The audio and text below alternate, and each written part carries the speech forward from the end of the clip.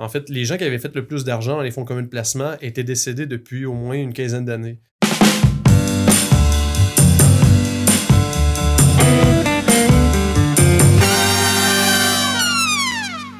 Il arrive un moment dans notre vie où on désire investir. Par contre, on ne sait pas toujours comment le faire, quelle technique utiliser. C'est pourquoi on peut avoir recours à un conseiller financier. D'ailleurs, on en a un aujourd'hui à l'émission. Philippe Duval, bonjour. Bonjour David. Mon collaborateur, comme à l'habitude, Samuel Nadeau. Salut Sam. Salut David. Donc Philippe, juste pour commencer, j'aimerais que tu m'expliques c'est quoi ton métier. OK, parfait. Je commencerai par dire que tout le monde ici présent a des objectifs financiers à court, moyen et long terme. Le conseiller financier, lui, ce qu'il va essayer de faire, c'est d'aller, au niveau financier, concorder les finances de la personne avec ses objectifs. Donc, des fois, ça peut être un projet d'ici 3 ans d'aller s'acheter un véhicule, 5 ans de s'acheter une maison, ou bien pour avoir une retraite intéressante rendue à l'âge de 65 ans, ou prendre sa retraite à 55 ans. Donc, en fonction là, de ces objectifs-là, lui, il va proposer une stratégie d'épargne. OK.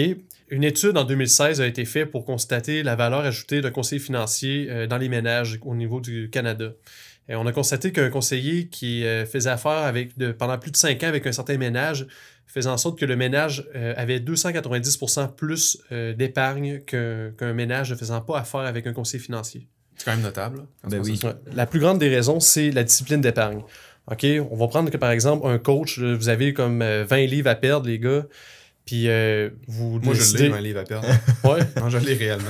Je pense que Bon, moi aussi. Je mets des couleurs foncées parce que ça m'aide, là, mais j'ai 20 livres à perdre. Si tu décides de le faire par toi-même, c'est bien correct. Ça va pas te coûter rien pantoute, mais ce qui risque d'arriver, c'est que des petits jours que tu as moins envie, tu vas pas le faire, puis tu n'auras pas de suivi.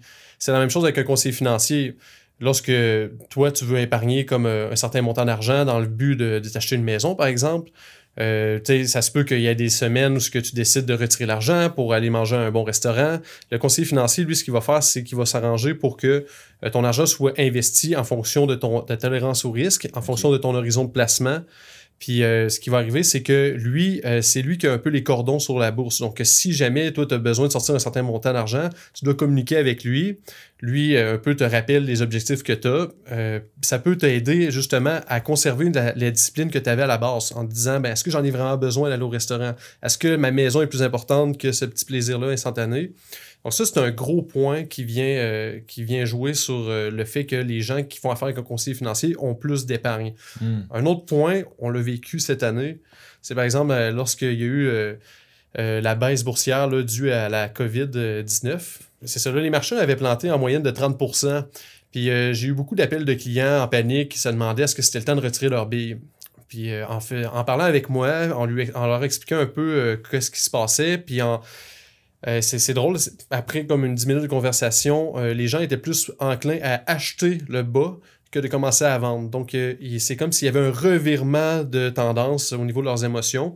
Tandis qu'on peut prendre en compte que quelqu'un qui ferait son argent lui-même, qui investirait lui-même son argent, aurait beaucoup plus tendance à peser sur le piton vendre, tu sais. Ouais, mais tu as dit acheter vers le... Est-ce que j'ai mal compris? Acheter vers le bas, c'est ça que tu as dit? Oui, exactement. Qu'est-ce que tu veux dire par là? Parce que c'est comme si on va à l'épicerie. Là, par exemple, que tu vois là, que le fromage est à 2 pour 1. Là. Est-ce que toi, tu vas être porté à ne pas l'acheter? Oui, c'est ça. Je vais pas te couper, vas-y. C'est pas grave. Mais c'est la même chose avec la bourse. Si par exemple, tu as des actions par exemple de McDonald's qui étaient à 200$, maintenant ils sont rendus à 100$, pourquoi est-ce que tu n'en achèterais pas? Souvent, les gens vont avoir la panique parce qu'ils voient les actions baisser, puis ils voient la tendance qui se fait sur quelques mois. Ils se disent, OK, si j'achète, c'est parce que je risque de perdre encore de l'argent, c'est en train de baisser. Si je n'ai acheté à 200$, c'est que j'étais pas bon, que je devais faire justement mieux mes devoirs. Donc, les gens lancent la serviette, tirent la plug en beau français. Lorsqu'ils voient là, que les résultats escomptés ne sont pas ceux qu'ils avaient estimés, prévus. C'est ça, exactement. Puis, Samuel, t'aimes ça, investir dans la bourse? Je pense qu'on se le cachera pas. Ouais. C'est comme une passion. Ouais, c'est une passion, ouais. Est-ce que t'en as un conseiller? J'en ai eu par le passé. Je peux dire que Phil, c'est un conseiller parce que j'ai plusieurs produits financiers avec lui. Puis j'ai des assurances, des trucs du genre. Mais tu sais, un conseiller qui va me suivre à la lettre, moi, j'en ai pas. Simplement parce que, étant passionné de ça, c'est sûr que je fais mes affaires tout seul. Puis, tu sais, j'aime ça le faire. Là, fait que j'en ai pas nécessairement besoin de un. Mes expériences passées avec des conseillers, bon, certains étaient bons, certains étaient moins bons.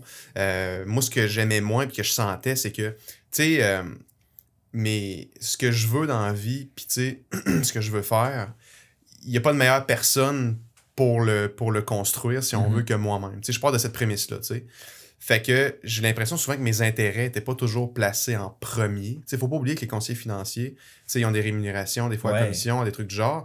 Puis, tu sais, certains conseillers financiers, il y en a beaucoup de très bons. Là. Tu sais, je dis pas qu'il y en a des qui sont tous pas bons, mais certaines personnes peuvent penser. Ne parle pas trop fort. Non, mais ça me dérange pas, on est là pour ça, on est là pour en parler. Ben oui. Certains conseillers peuvent mettre leurs intérêts en premier. Okay. Puis, tu sais, moi, une des raisons pourquoi, Phil, premièrement, c'est un ami, mais tu sais, pourquoi j'ai des trucs avec Philippe, c'est parce que j'ai l'impression qu'il sert mes intérêts en premier. Tu sais, c'est la seule raison, tu sais. Il pourrait être vraiment pas bon, puis je serais encore avec lui. Non, mais farce à part, c'est que j'ai l'impression qu'il y a mes intérêts en premier. Puis, à mon avis, là, quand on cherche un conseiller financier, je pense qu'il faut sentir ça ou il faut croire en ça. Ben moi, honnêtement, je comprends un peu ce que tu veux dire. Oui, il y a certains conseillers qui sont payés à commission, la plupart notamment. Il y en a d'autres qui sont payés avec un salaire horaire. Ok, donc, tu vas payer des honoraires en le consultant. Moi, ce que je trouve intéressant avec la commission, c'est qu'au moins, on pense gagnant-gagnant. Donc, plus tu vas rester longtemps avec ton conseiller financier, plus lui aussi s'enrichit et plus tu vas t'enrichir dans les placements qu'il va t'offrir, lui, plus sa commission va augmenter. Donc, dans ce principe-là, gagnant-gagnant, je trouve ça plus intéressant, par exemple, que c'est un conseiller que tu payes un honoraire ou c'est un conseiller que tu ne payes rien, mais qui gagne un salaire au niveau de l'institution financière pour laquelle il travaille, ou lorsqu'il va t'offrir un produit, ça va toujours être le produit de l'institution dans laquelle il travaille, parce que lui, pour conserver son travail, il a des quotas de vente sur les produits maison. Donc, moi, je préfère avoir un conseiller qui est carrément indépendant ou ce qui va aller essayer de t'offrir le meilleur parce que, tu veux pas, on se le cachera pas. Les conseillers financiers, il y en a plusieurs. Donc, si tu n'es pas satisfait avec le tien, tu peux aller voir ailleurs, puis on le sait très bien. Donc, pourquoi pas offrir le meilleur à notre client dans le but de le garder puis d'avoir une relation gagnante-gagnante à long terme. C'est très intéressant ce que tu dis, puis ça va un peu dans la ligne que je vais aller. Tantôt, je pensais à ça. Est-ce qu'il faut être majeur pour avoir un conseiller financier, pour investir, exemple, dans la bourse? Oui, honnêtement, pour s'ouvrir un compte, on doit être majeur, mais par exemple, si vous avez en bas de 18 ans, vous pouvez avoir vos parents qui vont ouvrir un compte, ils vont mettre ça ce qu'on appelle en fiducie, donc vous êtes comme bénéficiaire de la fiducie, et lors de vos 18 ans, les fonds vont pouvoir être transférés à vous et vous pouvez en faire ce que vous voulez.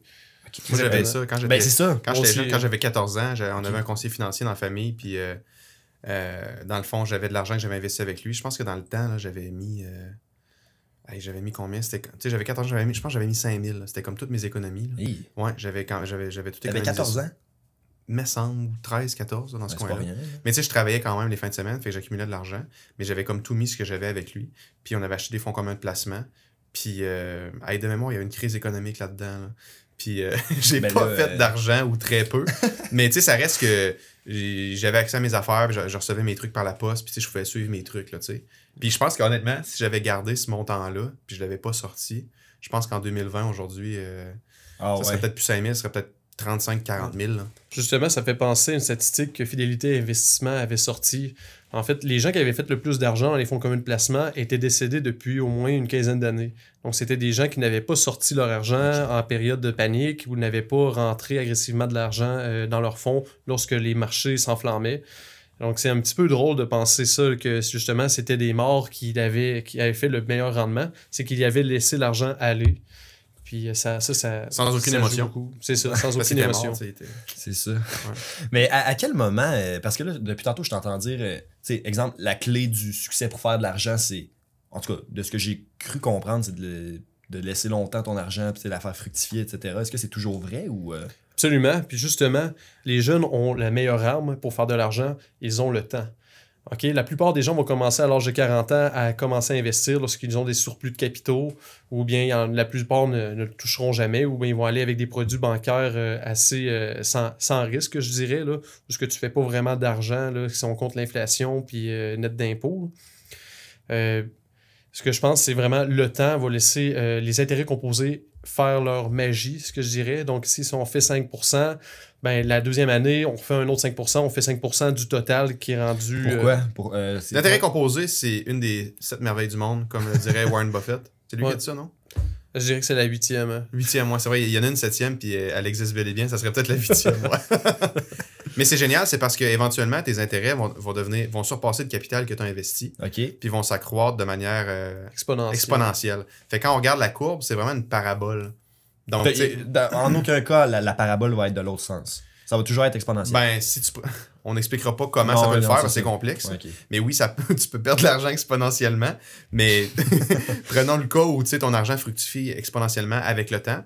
Ben, si tu fais 7, 8, 9, 10% d'intérêt par année, c'est parce qu'éventuellement, quand ton capital est rendu à 10 000, par exemple, ou on va dire 100 000, ben 10% sur 100 000, c'est 10 000.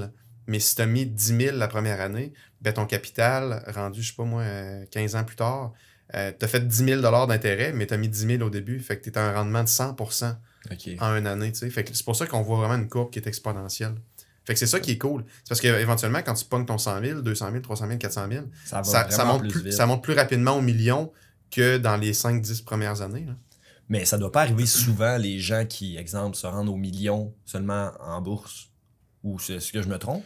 Non, en fait, c'est très probable d'arriver au million. Ouais. Oui, bien sûr, mais en réalité, il faut garder une discipline d'épargne, comme je disais. C'est qu'il faut en acheter constamment. Puis ça, c'est la meilleure stratégie que tu peux pas avoir parce que indépendamment d'où le marché se trouve au moment que tu achètes, si tu achètes, par exemple, à tous les moments que tu reçois une paye, que ça a été paramétré automatiquement que, par exemple, il y a un 100 ou un 150 ou un 50 $ par semaine, puis si tes payes sont aux semaines, le jeudi qui se prend, bien toi, tu prends la discipline justement de savoir que dans ton budget, tu n'as pas ce montant-là, mais en réalité, il reste à toi. Mais cet argent-là, en fait, va être investi graduellement dans le marché. Donc, que le marché soit bas ou haut, en fait, ça te permet d'avoir un coût moyen. Puis à long terme, c'est en continuant constamment d'investir. Il faut être, comme on dirait, un acheteur à long terme. OK. Puis là, là, on parle on parle dans des cas où les gens n'ont pas nécessairement de grandes connaissances là-dedans. Ils veulent mettre leur investissement sur pilote automatique. C'est une excellente manière d'y arriver. Ce qui veut dire que périodiquement, tu mets de l'argent, tu as un conseiller financier qui va investir ça dans des fonds qui correspondent à tes attentes et à ta tolérance au risque. C'est ça. Puis, c'est une excellente manière de s'enrichir. Puis c'est le temps qui va le faire. Tu ne seras pas riche instantanément. Ça ne prendra pas 2 ans, 3 ans. Ça va prendre plusieurs années. Par contre, à ta retraite ou vers l'âge que tu désires, tu vas avoir atteint ton objectif puis tu vas peut-être pouvoir vivre indépendamment de fortune, si on veut. Là. Quand on parle de risque, etc., est-ce que quand on prévoit investir un montant, par exemple, là, moi, je mets 500 $ dans peu importe quelle compagnie en bourse, est-ce que ce 500 $-là, je dois considérer qu'il est flushé, il est perdu? Ou je dois m'attendre à, inévitablement, peut-être, en tout cas, me faire fructifier ce montant-là, faire un peu d'argent là-dessus? Ou je dois avoir en tête là, que ça se peut que je revois pas mon 500 $? Ben, c'est sûr que, advenant le cas que tu n'as aucune connaissance en bourse, moi je dirais bye-bye aux 500 $. Surtout, les gens qui commencent à la bourse sont très intéressés vers les compagnies qu'on appelle les penny stocks, des compagnies qui sont titrées à moins de $. Et il y a une raison pourquoi ces compagnies-là valent aussi peu cher. C'est souvent une équipe de direction qui est médiocre. Une compagnie qui a été émise en bourse à peut-être bien une vingtaine de dollars qui se ramasse là, vraiment là, en dessous du dollar. Donc, c'est rare qu'on voit une émission à la bourse que la compagnie va se titrer à moins de $. OK. Fait que ça, c'est à éviter. Honnêtement, si tu n'as pas de connaissances, moi, je te dirais que l'idéal, ça serait de diversifier. Donc, il y a plusieurs fonds indiciels que tu peux aller acheter. Tu peux acheter, par exemple, le Standard & Poor's 500. Ça, c'est les 500 plus grosses compagnies aux États-Unis. Donc, tu sais exactement, tu n'as pas besoin de faire le devoir de changer là, la première compagnie lorsqu'elle tombe au deuxième rang, etc. Il va toujours avoir 500 plus grosses compagnies, même si les 500 qu'on a actuellement ne seront pas les mêmes dans 20 ans. Donc, ça permet vraiment de réduire le risque. Puis, tu sais, si, mettons, on parle, à ton exemple tantôt, tu t'as dit, bon, j'ai 500$, je veux commencer. Ben, tu sais, comme on disait au début, premièrement, quand tu es jeune, tu as un avantage sur tout le monde, c'est que tu es jeune, c'est que tu as du temps devant toi. Premièrement. Deuxièmement, de bien partir va faire toute la différence à la ligne d'arrivée. De bien partir, tu veux dire? Partir, de partir sur une bonne base. Parce que si tu pars puis tu as un mauvais départ, ça va impacter exponentiellement ton futur. Ou du moins pour avoir une grande différence. Mais par exemple, admettons, moi, tu dis j'ai 500$. Ouais. Puis là, bon, hey, je me lance, je vais l'investir moi-même à la bourse, puis tout ça. Puis hey, j'ai entendu dire que, bon, XYZ compagnie, j'ai entendu dire que c'était bon, que ça allait exploser, là, tu sais. Tu mets ton 500$ là-dessus, tu rouvres un compte de trading avec la plateforme Disnat de Desjardins, tu achètes ton action, tu mets 500$. Puis finalement, tu te rends compte que la compagnie a fait faillite 6 mois plus tard, ou il arrive telle affaire, tu as perdu ton argent. Ben, là, il faut que tu refasses un 500$ pour le réinvestir. Là, t'sais. Quand tu es jeune, tu as la vie devant toi, tu peux te refaire.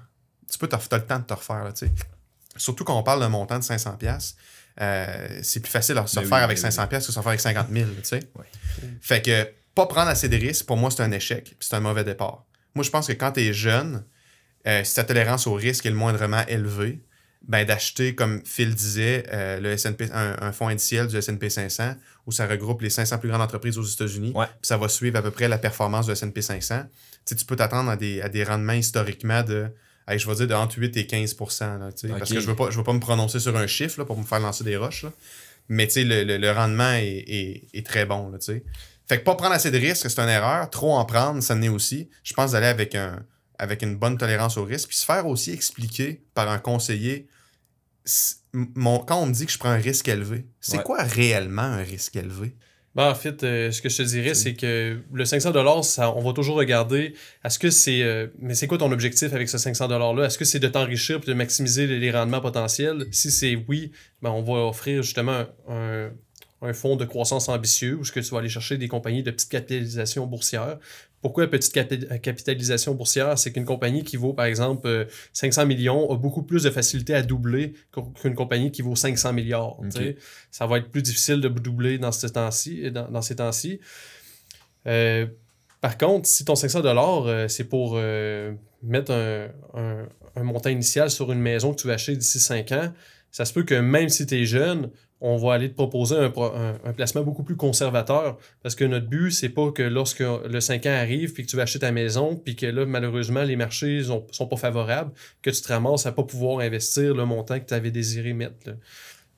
J'aimerais ça parler un petit peu du CELI, OK? Parce que ça, je trouve que c'est assez important. Dans les stratégies de placement? Oui, dans les stratégies de placement, j'en ai deux. Vas-y. Je commencerai par le CELI.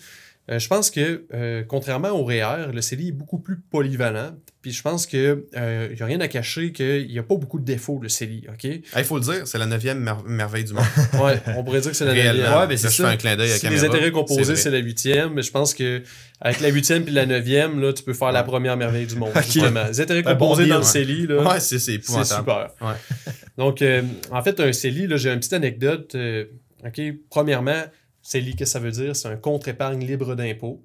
Donc, c'est aussi simple que tout l'argent que tu mets à l'intérieur, les rendements que tu vas faire avec cet argent-là, tu n'as pas d'impôt à payer. Que ce soit 1000, 10 000, 100 000 $, il n'y a aucun impôt à payer. Fait que quand on parle de sauver de l'impôt, ben l'argent que tu n'as pas donné au gouvernement, si tu l'as fait fructifier, là, en bout de ligne, là, c'est phénoménal l'argent que tu vas faire avec cet argent-là. Parce que c'est de l'argent que tu n'as pas donné. Il y a plusieurs aspects là-dessus. En réalité, lorsque tu fais de l'argent, là, si c'est du gain capital non réalisé, tu n'as pas d'impôt à payer, que ce soit hors REER ou que ce soit dans un CELI. C'est lorsque tu vas vendre l'action en tant que telle, si c'est pas dans un CELI ou si c'est pas dans un REER, c'est là qu'il va y avoir un gain imposable. Okay? Un gain en capital. Là. Ouais. Puis là, j'explique les termes pour que les gens comprennent vraiment de quoi on parle parce que ça peut devenir technique. Un gain en capital, c'est la plus-value d'argent que tu as faite par rapport à un investissement initial. Tu as investi 100 $, ton action rendu qu'elle en vaut 120, par exemple, tu as fait 20 $ de gain, ben ton 20 $, c'est ton gain en capital. Puis le 20 $ va être imposé à 50% de ce montant-là. Fait que tu prends le 20, tu le coupes en deux, il va avoir 10 $. Fait que 10 $ va être imposable à ta braquette d'impôt, puis l'autre 10 $ va dans tes poches. Fait que c'est pour ça qu'on dit que le gain en capital est imposable à 50%. C'est le premier 50% qui est imposable, dans le fond. OK, c'est bon. Merci Sam pour la petite précision. Hey, anytime! En fait, c'est ça. Dans un CELI, ce qui est intéressant, c'est que justement, il n'y a pas ce gain-là. Même s'il est réalisé, tu n'auras pas à le payer. Fait que oui, si tu fais 100 000 $, puis par exemple, tu décides de vendre un titre puis tu as fait 20 000 de gains en capital, eh bien, tu vas t'imposer sur 50% du 20 000, donc tu vas t'imposer sur 10 000 $ plus ton 100 000 $ de revenus. Donc, tu as 110 000 $ de revenus imposables, qu'on va dire. Contrairement à si jamais tu l'as mis dans le CELI, ben ton 20 000 $, tu peux le ressortir, il n'y a pas de problème. Et il y a un aspect très intéressant, c'est que lorsqu'on commence à investir de bonne heure à l'intérieur du CELI, on a la chance de pouvoir augmenter notre plafond de cotisation CELI. Parce que la loi stipule que dans un CELI, tu peux retirer des montants et l'année d'après, tu peux remettre les montants que tu as retirés plus la nouvelle cotisation annuelle. OK. En 2020, la cotisation annuelle était de 6 000 $. Donc, les gens qui viennent d'avoir 18 ans peuvent investir 6 000 $. Ils peuvent placer 6 000 Maximum dans cette Maximum, année-là. OK. Parce qu'il faut dire, Phil, actuellement. le CELI, depuis sa création, tu peux pas arriver et dire je mets 100 000 là-dedans. Non, ben c'est ça. Année après année, tu as un montant que le gouvernement te ouais. donne, c'est ça. Au début, mettons, me semble que ça a commencé, c'était 5 000, après ça, c'était 4 000, après ça, 5 000. Fait que chaque année, l'argent, il te donne un nouveau montant que tu peux cotiser. Ce qui fait qu'au fil des ans, ben, je sais pas si la cotisation est, mettons, de 60 000 ou 70 000, mais tu peux pas en mettre plus que ça. Par contre, si tu mets 70 000, tu es rendu à 70 000 dans ton CELI, par exemple, puis tu fais, on va dire que tu doubles ton argent à la bourse, tu fais 100% de rendement. Tu vas doubler ton capital, tu es rendu à 140 000. Ben, ton gain en capital, l'argent de plus que tu as fait, ne sera pas compté dans ton plafond de CELI. Fait que le gouvernement n'ira pas te taper ses doigts comme quoi tu as trop d'argent. C'est seulement tes cotisations initiales qui sont topées, mais pas l'argent que tu peux faire avec. Oui, mais par contre, tu vas pouvoir ressortir le montant d'argent total, par exemple de 140 000 $. Tu peux le ressortir et l'année d'après, tu peux remettre 140 000 $ plus la nouvelle cotisation. Donc, tu viens de créer carrément un paradis fiscal. J'ai un exemple concret. J'ai un ami à moi qui investit il y a à peu près 6 ans de ça dans Tesla à 70 $. Il a mis 10 000 $ US dans un CELI américain. Actuellement, le titre transige à 1835 $. Donc là, actuellement, c'est comme s'il avait fait à peu près 26 fois sa mise initiale. Donc, il est rendu, par exemple, à 260 000 $ US. Lui pourrait aujourd'hui décider de vendre sa position dans Tesla, sortir son argent et à compter du 1er janvier 2021, il pourrait remettre le 260 000 $. Donc, lui, il est chanceux parce que la plupart des gens qui n'utilisent pas leur CELI, qui l'ont jamais touché, actuellement, ils peuvent mettre que 69 500 s'ils sont âgés de 29 ans et plus. OK. Donc là, ça fait une grosse différence. Là. Lui, en plus de ça, n'a mis que 10 000 $. S'il avait mis à chaque année acheté des nouvelles actions, il aurait fait beaucoup plus. Il serait d'un million. Mais il n'y a pas de désavantage avec un CELI. Par contre, oui, il y a un désavantage, c'est ça. En fait, c'est une arme à double tranchant, je te dirais. Parce que en temps normal, lorsque tu vas investir dans un placement hors et heure, tes gains sont imposables, mais tes pertes, si tu fais des pertes en capital, ils sont déductibles. Dans un CELI, malheureusement, si tes gains ne sont pas imposables, tes pertes ne seront pas déductibles. Donc, ça peut être dangereux si jamais tu fais un rendement médiocre avec un titre. Par exemple, tu perds 90% de ta valeur. Malheureusement, tu viens de baisser ton plafond de CELI et tu ne pourras jamais aller le récupérer. Quand tu investis intelligemment, même par le biais d'un conseiller financier, les risques que tu perdes 90%, ils existent, mais ils sont pas très élevés. Là, parce qu'un conseiller financier va vraiment bien cibler tes besoins. Puis c'est sûr que si tu tolères le risque au plafond puis tu lui imposes du risque extrême, oui, il y a des chances que tu perdes 90%, mais normalement, pour un conseiller financier, Phil, puis tu me le diras si je me trompe, là, je ne suis pas conseiller financier, mais t'as-tu entendu dire que des conseillers financiers perdent... les clients perdent 90%? Moi, j'ai jamais entendu ça. Non, c'est ça. Moi, ce que je parlais comme désastre comme ça serait par exemple un investisseur non avisé, qui aurait investi, par exemple, dans une compagnie qui s'enflammait, par exemple, pendant les années 2000. On donnerait exemple Nortel. Mais lui, il peut avoir des catastrophes comme celle-ci. Mais dans un fonds comme un placement, par sa diversification, puis par le gestionnaire de portefeuille qui est très compétent dans son domaine, où justement, il fait un travail à temps plein pour essayer de maximiser le rendement, c'est quasiment impossible, là, justement, d'avoir une perte comme ça. Il y avait, dans un profil d'investisseur, on montrait que sur une période de 10 ans, le pire des fonds faisait de l'argent. Le meilleur des fonds faisait aussi beaucoup plus d'argent, mais on montrait justement avec ça que sur un an, oui, tu peux avoir des moins 38% sur un fonds, mais à partir de 10 ans, le pire des fonds faisait, je pense, 1,2% de rendement. Fait qu'il faisait quand même de l'argent là, sur 10 ans. Écoutez, là, on va un peu dans le technique. Juste revenir, tu parlais d'un autre... T'as-tu parlé des deux dont tu voulais me parler? Non, en fait, l'autre, je l'ai gardé pour la fin. En fait, ça, c'est vraiment, je te dirais, Sondo Caramel. un accélérateur de croissance de capital. Ça s'appelle le pré-investissement. OK. Le pré-investissement, en fait, ça le dit tout de suite, c'est d'investir de l'argent qu'on a emprunté auprès d'une institution financière. OK? Ça peut être via une marge de crédit, ça peut être un pré-investissement qui est fait justement pour être investi dans des fonds communs de placement. Des fois, il y a des restrictions. Tu ne peux pas faire ce que tu veux. Tu ne pourras pas aller investir dans n'importe quelle action. Par exemple, si Banque Manuvie, OK, ça c'est une banque en ligne, te prête un certain montant, eux autres vont demander à ce que tu investisses dans leurs fonds communs de placement, des fonds communs de placement Manuvie. OK. OK? Ça, ce que ça permet de faire, c'est, OK, comme on parlait qu'il y avait une arme à double tranchant en CELI. Là, il y en a clairement une avec le pré-investissement. On peut aussi l'appeler le pré-levier. C'est que, oui, d'un côté, quand ça va bien, puis que tu fais plus d'argent que le taux d'intérêt que tu payes pour emprunter l'argent, c'est de l'argent c'est de l'argent qui te revient que tu n'aurais jamais fait autrement. C'est comme si tu faisais de l'argent avec l'argent de la maison, là, comme on parlait du casino tantôt. Là. Mais Phil, pour quelqu'un qui a des faibles revenus, qui est à l'école, admettons, qui gagne 15-20 000 par année, est-ce qu'il peut faire un pré-investissement? Oui, il peut faire un pré-investissement. C'est sûr qu'idéalement, il faut déjà avoir commencé à investir parce qu'on ne va pas prêter à qui on veut. Tu sais, normalement, il doit avoir des actifs sous-jacents, puis la personne, normalement, doit gagner des revenus.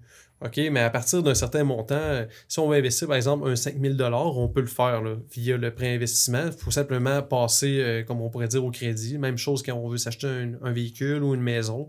On doit passer selon certains critères de solvabilité. Mais moi, je veux commencer à bientôt investir. Ouais. Est-ce que tu me conseilles préférablement le CELI? Oui, honnêtement, le CELI, je te dirais de commencer à investir ton propre argent. Okay? Oui, c'est ça. Si tu investis ton propre argent, oui, tu peux risquer d'avoir des fluctuations, mais à long terme, tu es presque sûr d'en faire de l'argent. Okay? Si jamais tu as un horizon de 10 ans ou plus, tu peux aller dans un fonds de croissance et être totalement à l'aise là-dedans. Puis tu dois voir les baisses boursières comme une belle opportunité. Parce que toi, en étant jeune, c'est une opportunité de pouvoir en acheter à rabais.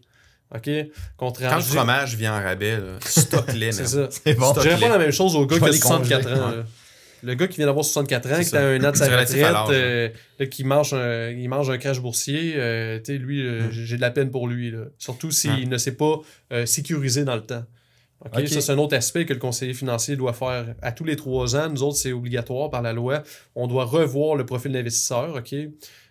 On appelle ça un CVC, ça veut dire connaissez votre client et on doit le remettre à jour. Donc, en fonction là, de son âge, en fonction de ses objectifs de placement, de sa tolérance au risque.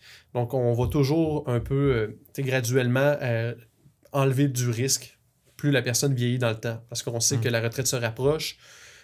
Par contre, une personne qui a 20 ans là, actuellement, là, je te dirais all-in dans les fonds de croissance. Là. Puis, ouais. Non, vas-y. Hey, je vais voler la parole. Vas-y. À titre d'exemple, tantôt, on parlait de préinvestissement. Ouais. Moi, j'ai fait un préinvestissement il y a quelques années quand j'avais ma blonde, ma conjointe. Puis là, on a une fille. Elle a 1 an la semaine passée. Elle avait 1 an la semaine passée. Puis, il y a 1 an et demi, il y a 2 ans, à peu près 2 ans, j'ai fait un préinvestissement. Puis mon but avec ce prêt-là, c'était qu'un jour, ça paye ses études. Okay. Mais il faut comprendre que j'ai emprunté de l'argent qui n'était pas à moi. Je l'ai fait fructifier. Puis dans 15, 16, 17 ans, je vais sortir cet argent-là. Puis je vais payer l'entièreté de ses études. Okay. Si ça se passe comme je souhaite, ça se peut que le marché ne soit pas en ma faveur quand je vais décaisser. Ça se peut, tu sais. Par contre, je suis presque assuré, selon mes calculs, de faire de l'argent avec ça. D'ailleurs, est-ce que vous vouliez dire un petit mot là, de la fin avant qu'on conclue? Ben justement, le pré-investissement, c'est carrément utiliser un passif pour acquérir un actif. Ouais, c'est un bon exemple. Moi, je ne prendrais pas vraiment de passif si ce n'est pas pour aller chercher un actif en retour. Par exemple, emprunter pour voyager, emprunter pour consommer, je ne vois pas ça comme étant intelligent. Non. En plus de ça, ton intérêt n'est même pas déductible. Alors que si tu t'en sers pour faire de l'argent, il devient déductible. Fait que tout est aligné pour utiliser des passifs dans le but de s'enrichir. Ben écoutez les gars, je pense qu'on a fait un bon tour du sujet. Ouais. J'en ai appris encore une fois avec le podcast, on apprend. je vais terminer. On va terminer sur ça. Puis Philippe, je vais te parler après le podcast.